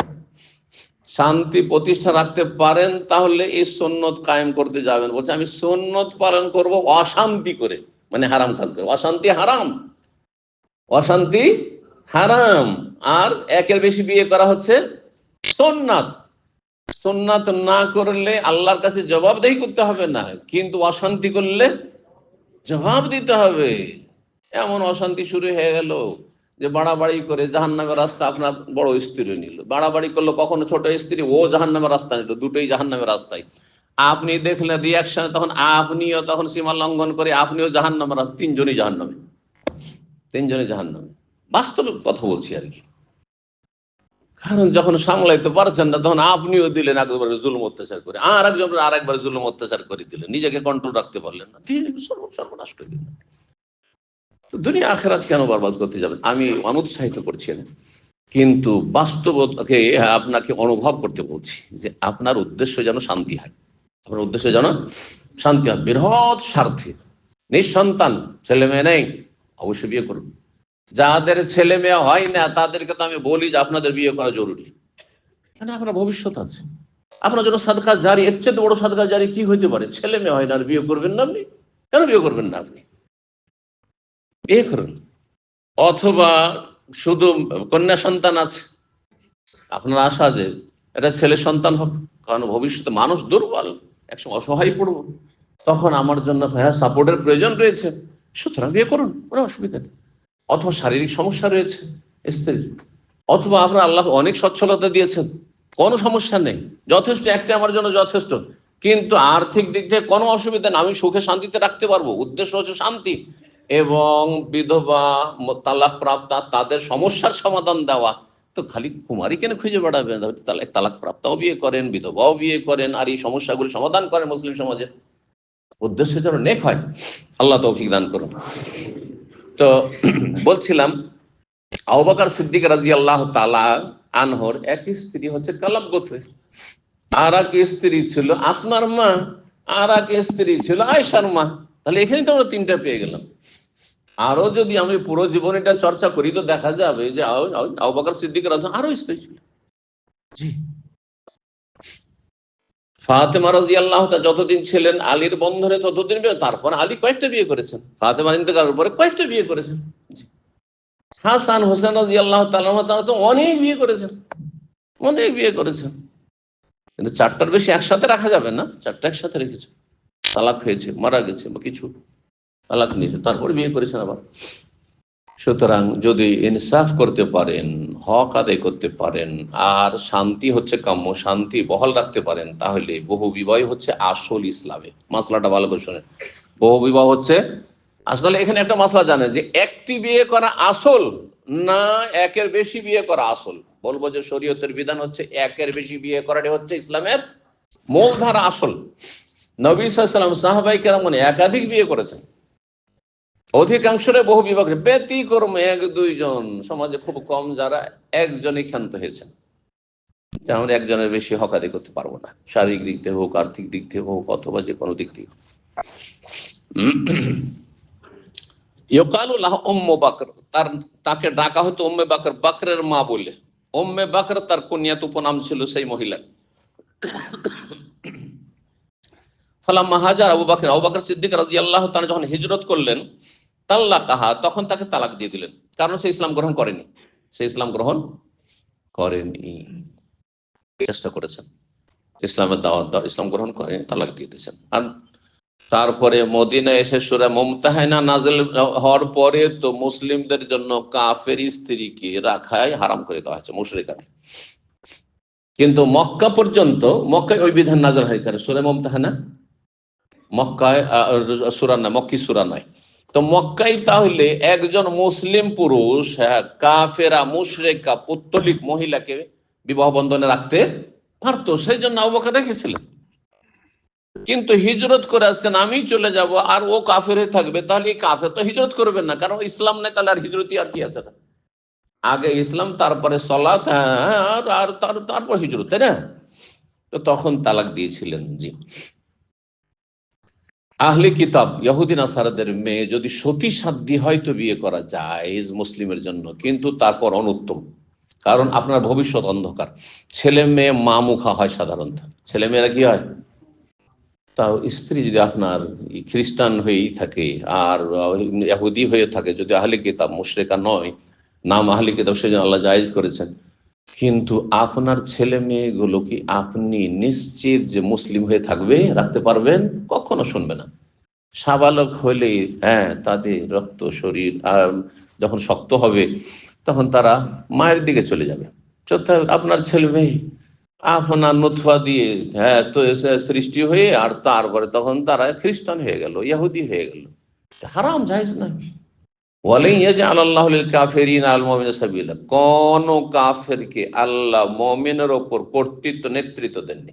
সুতরাং আপনার ঔরসজাত সন্তান ইহুদি খ্রিস্টান হবে, এটা হারাম। এটা যতক্ষণ নিশ্চিত না হতে পারছেন, ততক্ষণ আহলে কিতাবকে, কিতাবিয়াকে বিয়ে করা জায়েজ নাই। কারণ অনেক এই ক্ষেত্রে মূর্খামি করে থাকে, না আহলে কিতাবকে তো, কারণ আমাদের দেশের অনেক মুসলিম নেতা আছে অসৎ, বা তাদের সন্তানরা আছে, তারা আহলে কিতাব ও ইহুদি খ্রিস্টানের মেয়েকে বিয়ে করে রেখেছে আর বিয়ে করছে, আর তারপরে তাদের শান্তি আছে? কোনো শান্তি নেই, অশান্তির শেষ নেই। এই কখন শুনলেন ডিভোর্স হয়ে গেছে, ওকে ডিভোর্স দিয়ে চলে গেছে, এদের জীবনে কোনো শান্তি নেই। এদের জীবন, দুনিয়ার জীবনটাই জাহান্নাম, আখিরাত যে কি হবে আল্লাহ ভালো জানে। কঠিন এদের জন্য শাস্তি, দুনিয়ার শাস্তি চলছে তাদের। আল্লাহু আকবার। আপনি ভাবিয়েন না যে এরা ধনকুপ হয়ে গেছে, সব লুটপাট করে নিয়ে চলে গেছে, খুব সুখে আছে, কখন সুখে নেই।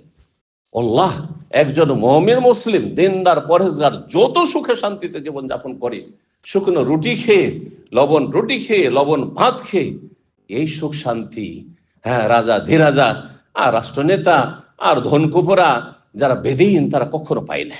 তারা জাহান্নামে জ্বলছে, তাদের মানসিক অবস্থায় জাহান্নাম, শারীরিক অবস্থা জাহান্নাম, পারিবারিক অবস্থা জাহান্নাম, তাদের জাহান্নাম, তাদের জাহান্নামে আছে। জি, বলুন আলহামদুলিল্লাহ, আল্লাহ শুকরিয়া আদায় করুন জি, যে পরিবারকে নিয়ে সুখ শান্তিতে আছেন।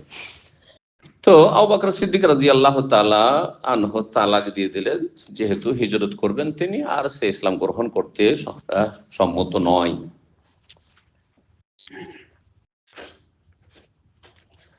যখন তালাক দিয়ে দিলেন ফাতাজাওয়াজা ইবনু আম্মেহা, তখন তার চাচাতো ভাই তাকে বিয়ে করে ফেলল। এই মহিলা চাচাতো ভাই তাকে বিয়ে করল। সে কে ছিল? হাদা শায়ের, এই কবি, আল্লাযী কালা হাযিহিল কাসিদা, যেই কবি এই কবিতাটি সে আবৃত্তি করেছে বা পাঠ করেছে।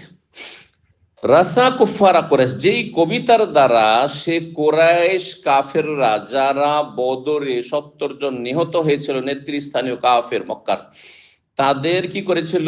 শোক পালনে কবিতা রচনা করেছিল।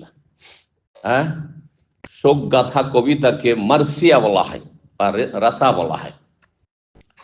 বুঝেন তো? শোক গাথা কবিতা বিভিন্ন রকমের হয়। যারা কবিতা সম্পর্কে বা কাব্য রচনা সম্পর্কে যারা লেখাপড়া করেছেন, বিশেষ সাহিত্য নিয়ে যারা লেখাপড়া করেছেন, যে কোনো ভাষার, বাংলা সাহিত্য পড়েছেন তাদেরও এই সম্পর্কে জ্ঞান আছে। যারা আরবি সাহিত্য পড়েছেন, আরবি আদব, তারাও জানেন যে বিভিন্ন ধরনের কবিতা হয়। কবিতারও মেলা ভাগ আছে। তার মধ্যে একটা হচ্ছে বিজয়কে উদ্দেশ্য করে, কেন্দ্র করে কবিতা, স্বাধীনতার কবিতা। হ্যাঁ, কিছু হচ্ছে শোকে গাথা কবিতা, শোকের সময় কেউ মারা গেছে, হতাহত হয়েছে, আর সেটাকে কেন্দ্র করে কবিতা। আর কিছু হচ্ছে বিভিন্ন দৃশ্য দেখার পরে, হ্যাঁ, সে প্রাকৃতিক দৃশ্য দেখে সে কবিতা রচনা। তো যেসব কবিতা কবিরা রচনা করে থাকে তার একটি হচ্ছে মার্সিয়া বা রাসা, অর্থাৎ শোকে গাথা কবিতা, অর্থাৎ শোক পালনে কবিতা রচনা করা। যার কয়েকটি লাইন এখানে এসেছে এই হাদিসে।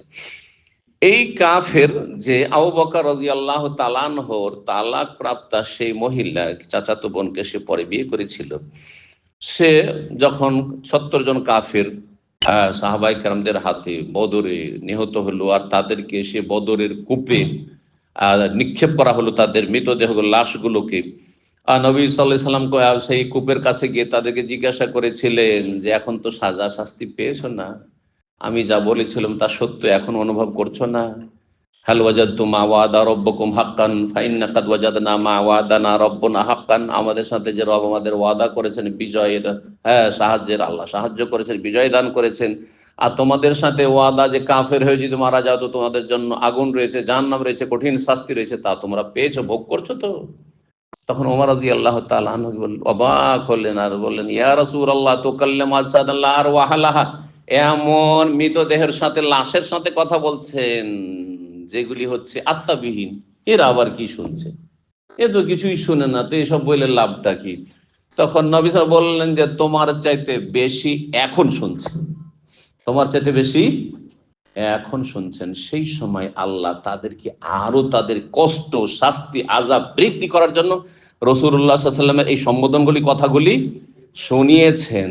তাহলে আল্লাহ যখন ইচ্ছা মৃত ব্যক্তিকে শোনাতে পারেন, কিন্তু সবসময় মৃত ব্যক্তি শুনে না। সবসময় মৃত ব্যক্তি কবর কাছে যাবেন আর কি বলছেন না বলছেন সব শুনছে না। জি, যদিও বিষয়টিতে কিছু আলেমরা ইখতিলাফ করেছি, কিন্তু আসল হচ্ছে যে মৃত ওমান তবে মুসমাইন মানফিল কবর, আল্লাহ করে বলছেন যে কবরবাসীকে তুমি শোনাতে পারো না। তো আল্লাহ যদি শোনাতে চান তাহলে শুনবে। জি, ওমাযাবিল কালিবে বাদরিন মিনাশ শিজা তুযায়্যানু বিসসানামি, ওমাযাবিল কালিবে বাদরিন মিনাল কাইনাত ওয়াশশারবিল কিরামি তুহায়্যিনা সালামাতা উম্মু বাকরিন ফাহাল্লি বাদা কওমি মিন সালামি ইউহাদ্দিসুনা রাসূল বিআন্না সানাহিয়া ওয়া কাইফা হায়াতু আসদিআইন ওয়া হামি। এগুলো হচ্ছে কবিতা, এই কয়েক লাইন কবিতা। চলেন, কবিতার অর্থ কঠিন একটু, হ্যাঁ, কবিতার অর্থ এমনিতে কঠিন হয়। এখনো যারা বাংলা বিএমএ পাশ করেছেন কাজী নজরুল কবিতার অনুবাদ করতে পারবেন না, হ্যাঁ, অনেকগুলি পারবেন না, হয়তো কিছু পারবেন। ওমাযাবিল কালিব বলা হয় প্রাচীরবিহীন কূপকে। সরজমিন হয়ে আছে মাটি সমান, হ্যাঁ, কূপ, কুয়া কি করা থাকে, কুয়া ঘেরা থাকে প্রাচীর দিয়ে, প্রাচীর নেই, সরজমিন হয়ে আছে এমন কূপকে কি বলা হয়? কালিব বলা হয়।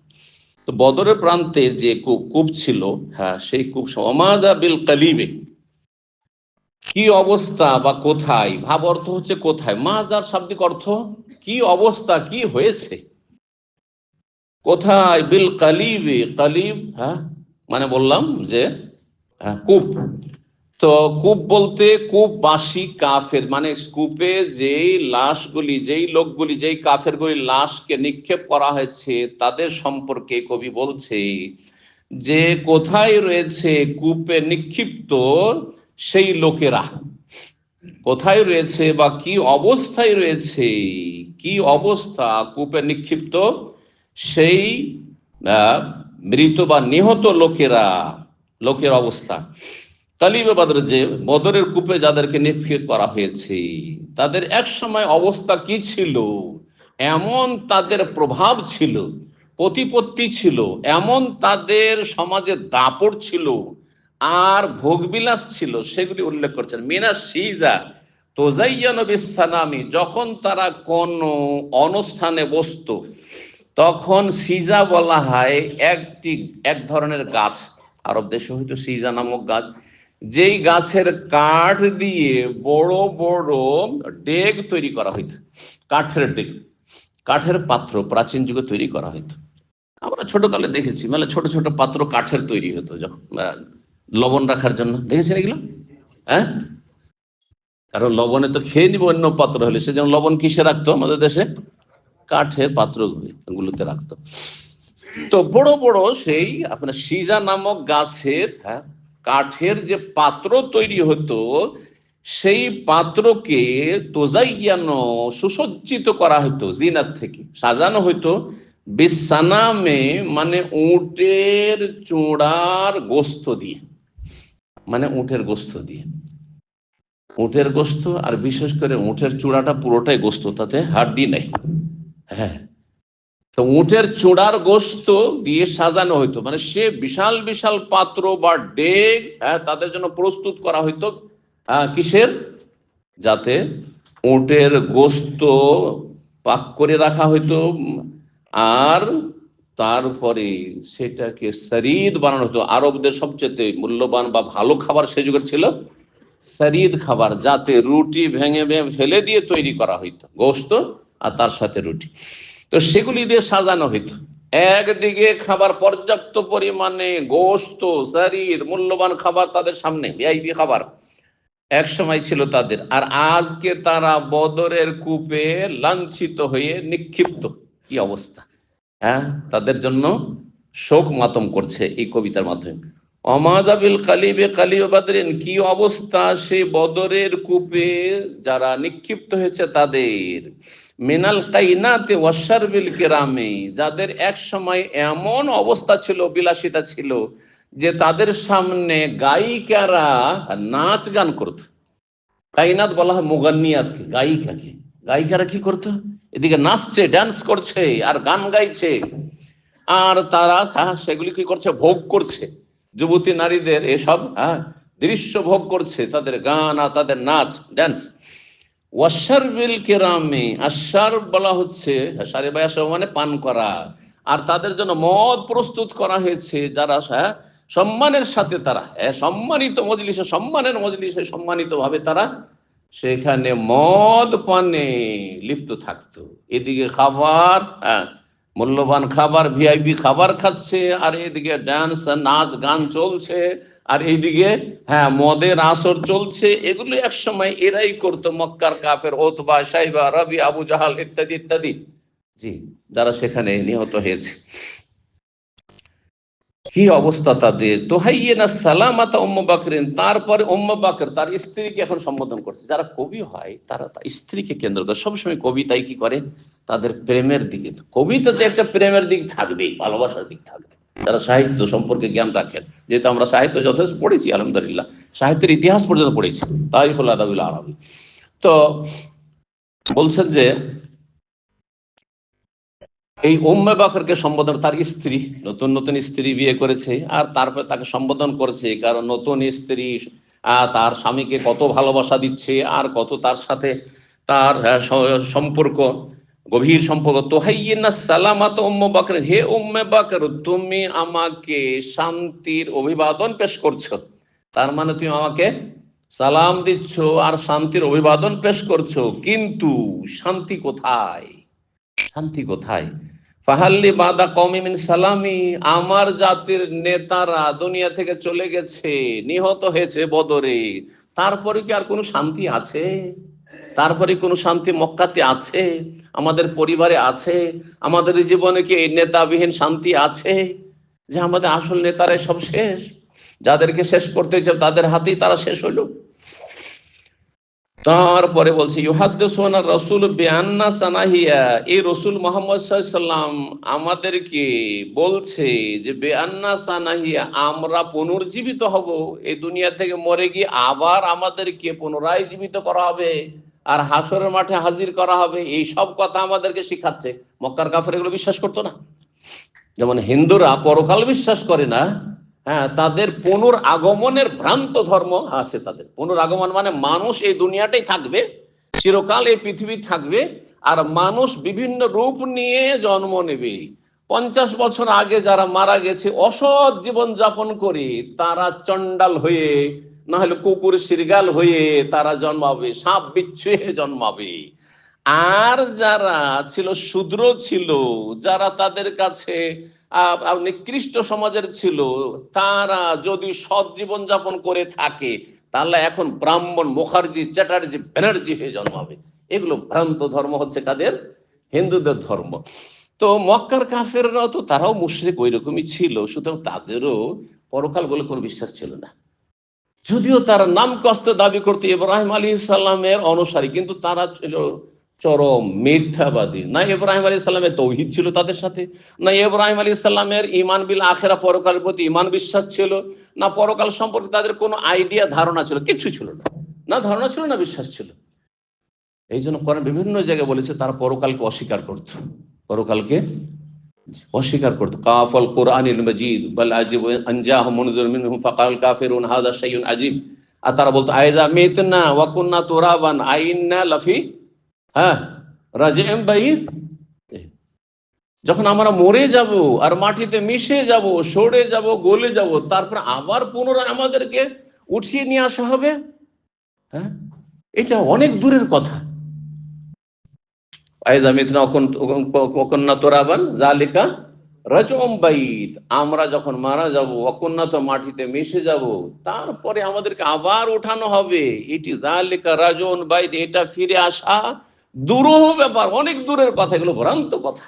এসব কথা মন্তব্য করতো রাসূলুল্লাহ সাল্লাল্লাহু আলাইহি ওয়াসাল্লাম কোরআনের কথার উপর। তো বলছে ইউহাদ্দিসুনা রাসূল, রাসূল সাল্লাল্লাহু আলাইহি ওয়াসাল্লাম আমাদেরকে বর্ণনা করছেন যে বিআন্না সানাহিয়া, আমরা পুনরায় জীবিত হব, আল্লাহ আমাদেরকে জীবিত করবেন, হিসাব নেবেন, জান্নাত জাহান্নাম রয়েছে, এগুলো কথা যে বলছে, এটা কি আর হয়? তার মানে সে কাফের, যেহেতু সেটা কি করছে, অস্বীকার করছে। ওয়া কাইফা হায়াতু আসদাইন ওয়া হামিন, কি করে হাড় ও মাথার খুলিতে আবার পুনরায় জীবন দান করা হইতে পারে? মানুষ মরে গেল, সরে গেল, হাড় হাড্ডি শুধু আছে শরীরের, আর কি আছে? মাথার খুলিটা হয়ে আছে, কঙ্কাল হয়ে আছে, ওতে আবার কি করে পুনরায় জীবন দেওয়া হবে? কি করে হবে এটা? এটা সংক্ষেপে, কিন্তু তাদের ধারণা ছিল যে মানুষ মারা যাওয়ার পরে কি হয়ে যায়, পেঁচা হয়ে ফিরে আসে, বুঝলেন? এই জন্য আজকাল এই মক্কার কাফেরদের যে 1400 বছর আগের শিরকি কুফরি ধারণা, সেই ধারণার ভিত্তিতে আজকালও মুসলিম সমাজে এরকম শিরকি কথা আছে। যদি রাতের অন্ধকারে পেঁচার ডাক শুনতো, আমাদের দেশের বুড়িরা কি বলতো, হ্যাঁ, গ্রামে কোনো বালা মুসিবত আসবে। শুনেছেন না, শোনেন না এগুলি কথা? এখনো বিশ্বাস করেন নাকি? আল্লাহু আকবার, শিরক, এগুলো শিরক। হ্যাঁ, তারা ধারণা করে। বলতে এক বুড়ি ছিল আমাদের পাশে, বলতো কোন যে বিপদ আসবে রে, কোন যে বালা মুসিবত আসবে, কাকে যে নিয়ে যাবে, মানে কেউ মরবে গ্রামে, এইসব বলতো। আস্তাগফিরুল্লাহ।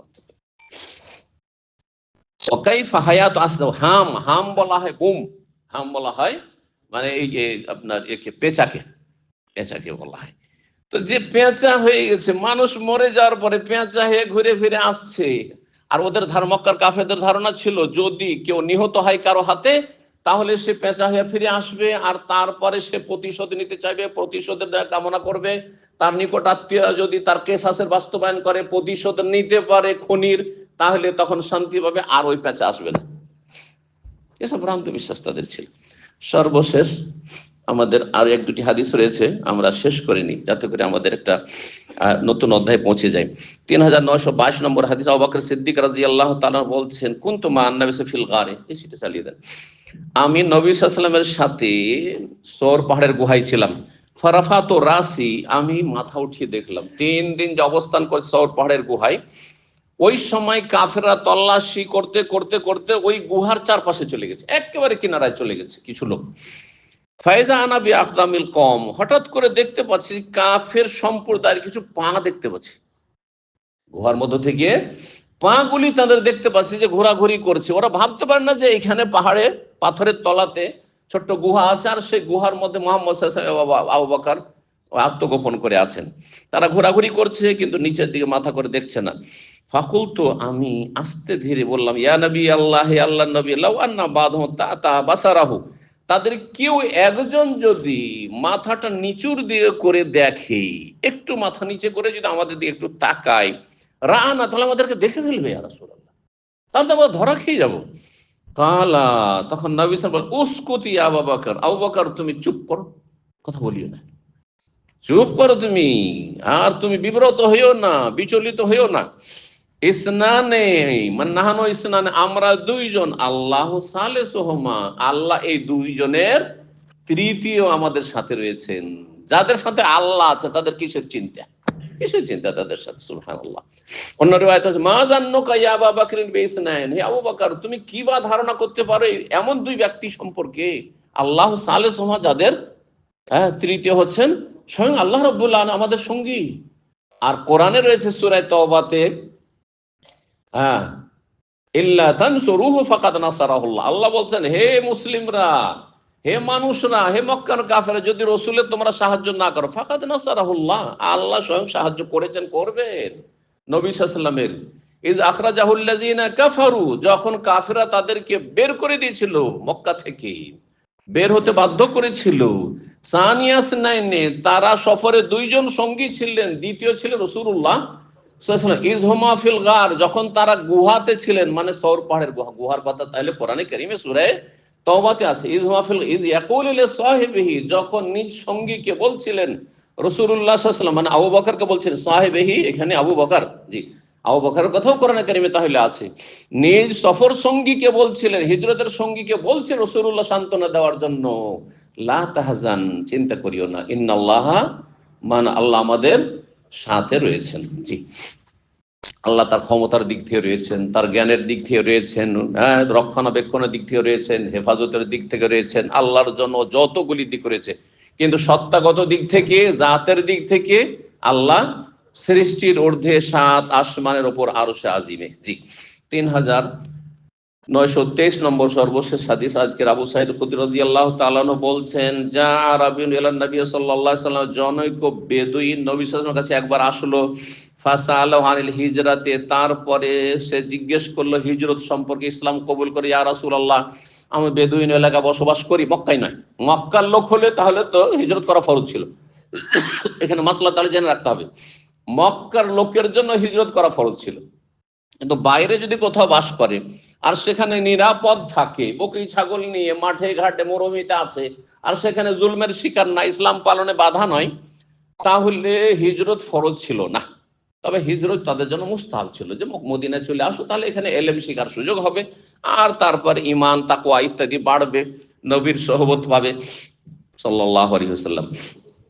তো বলছে হিজরত সম্পর্কে এই সাহাবী বেদুইন, সে জিজ্ঞেস, বেদুইন তো বুঝেন, যাদের স্থায়ী কোনো বাড়ি ঘর থাকে না, যেখানে বকরি ছাগল উটের পাল, সেখানে বসবাস, আর তারপর সেখান থেকে চারণভূমি, ঘাস শেষ, পানি শেষ, আবার কোনো জায়গায় 50-100 কিলোমিটার দূরে দূরে চলে গেল, এইভাবে যারা যাযাবরের জীবনযাপন করে। ফাকালা, তখন নবী বললেন সাল্লাল্লাহু আলাইহি ওয়াসাল্লাম, ওয়াইহাকা, তোমার জন্য দুর্ভোগ, ইন্নাল হিজরাতা শানুহা শাদীদ, শোনো, তুমি হিজরত, আবেগে হিজরত করে আসতে চাইছো মদিনা, হিজরতের বিষয়টি অত্যন্ত কঠিন, এত সহজ নয়। মাতৃভূমি ছেড়ে কোথাও অন্য জায়গায়, নতুন জায়গায় যে বসবাস করা, প্রথম প্রথম কি যে কষ্ট আছে, সেটা অত সহজ নয়, ভুক্তভোগীরাই বুঝে। আপনি যেখানে আছেন সেখানে আপনার রুজি রোজগারের ব্যবস্থা আছে, ঠিক কিনা? সেখানে আপনার সংসারের সাথে আছেন, পরিবারের সাথে আছেন, আপনি সেখানে মোটামুটি প্রতিষ্ঠিত, কিন্তু নতুন জায়গায় গিয়ে আপনার থাকার জায়গা করতে হবে, আপনার পরিবারের, আপনার ঘর বাড়ি, আপনার সেখানে আশেপাশে প্রতিবেশী অনুকূলে না প্রতিকূলে, তারা দোস্ত হবে না দুশ্মন হবে, ভালো হবে না মন্দ হবে, কত, তারপরে সেখানে কাজ কাম, কর্মসংস্থান ইত্যাদি কত রকমের চিন্তা আছে নতুন জায়গায় গেলে। তো বলছেন যে হিজরতের বিষয়টি বড়ই কঠিন। ফাহাল্লাকা মিন এবেলিন, তোমার কি উট আছে? কালার নাম, হ্যাঁ আমার উট আছে। কালা ফাতুতি সাদাকাহা, সেগুলি দান সাদকা করছো, জাকাত দিচ্ছ? কালা নাম, হ্যাঁ জাকাত দিচ্ছি। কালা ফাহাল তামনাহু মিনহা, সেখান থেকে অভাবী গরিবকে কিছু দান খেরাত করছো, মানে দুধ পান করা, মানিহা বলা হয়। গরিব মানুষ, তার কাছে একেবারে উট নেই বা ছাগল নেই, আর আপনার কাছে উট বা ছাগলের পাল আছে একটি দুটি, হ্যাঁ করে উট বা আপনি ছাগল গবাদি পশু গরিবকে দিয়ে দিলেন, যে তোমাকে দুধ খাওয়ার জন্য দিয়ে দিলাম, এই উটটা রাখো আর এটা তুমি লালন পালন করো, দুধ খাও। এই ছাগলটা তোমাকে দিয়ে দিলাম, এটার দুধ খেয়ে তুমি জীবিকা নির্বাহ করো, সংসার চালাও, এভাবে।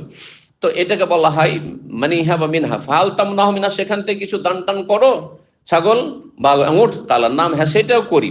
কালা ফাতাহলু বহা ইয়াউমা বিরুদিহা, যখন পানির ঘাটে পানি পান করার জন্য ওটগুলোকে নামাও, তখন সেখানে দুধ দহন করো, আশেপাশে গরিব দুঃখীরা আসে, দুধ দহন করে তাদেরকে একটু দুধ পান করতে দাও না, দাও না?